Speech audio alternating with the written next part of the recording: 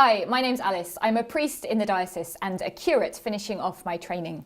I'm about to go and start working in a parish in East Grinstead in West Sussex, which I'm really looking forward to doing. Prophets. They were a really important part of the religion of ancient Israel. All throughout the Old Testament, we hear about people being called prophets. Aaron was a prophet for Moses, and Moses' sister Miriam was called a prophet too. Then we come to characters like Samuel, Elijah and Elisha, all of whom are called prophets for different reasons. We then come to the books of the Bible who are written by the prophets. The first of these were probably the books of Amos and Hosea, written in the 8th century BC. Amos was just an ordinary person, called by God to speak to his people, to warn them that God would judge them in the same way that he judges every other nation. Then Hosea was called to have an unfaithful wife, but he forgives her and calls her back home.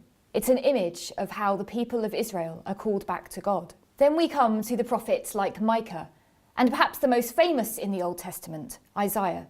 Isaiah was probably the work of about 3 different people, but they all comment on the political situation at the time. Israel is under threat of invasion, and the people live in uncertain times. Isaiah contains some of the most famous passages of the Old Testament. We hear the prediction of the birth of the Messiah, and we also hear of the servant song, these passages that predict the mission of the Son of God. Isaiah is what we call one of the major prophets, along with people like Jeremiah, Ezekiel and Daniel. They all also have predictions of the Messiah, and Daniel speaks about how he interprets dreams and having visions of the Son of Man. These major prophets are all really important for us as Christians. They help us to understand about how the people of Israel come to prepare for the Messiah. They help us to understand what our faith looks like today. The rest of the books of prophecy in the Old Testament are what are known as the minor prophets. The book of Joel predicts something about the power of the Holy Spirit. Malachi speaks of a figure that sounds a lot like John the Baptist. Jonah is perhaps the most well-known of the minor prophets, and his book is definitely worth a read. It's really short, and the story talks to us about how Jonah tries to run away from God,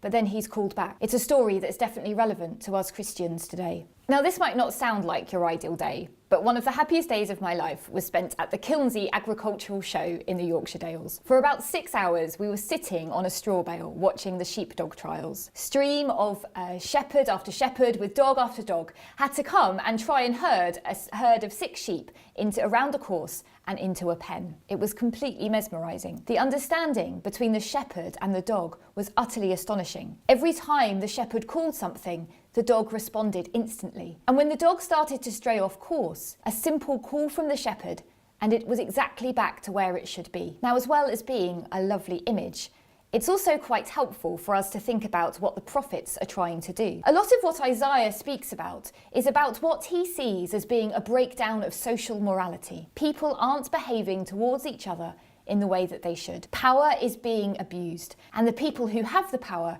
are misusing it, and it's the most vulnerable that suffer as a result. It sounds like a familiar picture.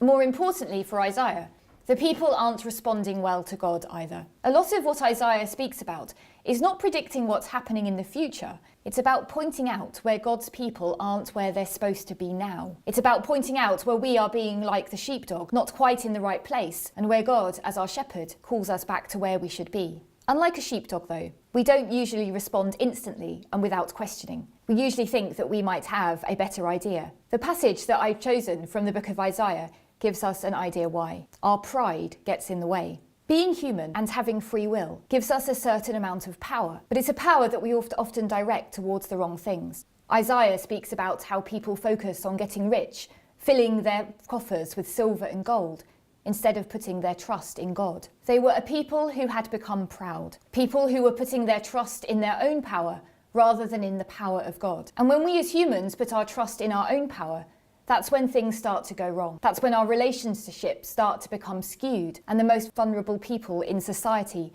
start to become hurt. When we put our trust in our own power rather than in God, who has power over us all. And so we're reminded to be a bit more like the sheepdog, to let go of our own power and our own pride and follow the path that God calls us to. Now, it sounds like hard work, but fortunately, we have a really good example to follow. In the person of Jesus, we have somebody without their own pride, who never abused his power and his trust over others. And so we follow him. We listen to him being our shepherd, calling us back to the sheepfold, to the place where we can be where God calls us and be the people he calls us to be.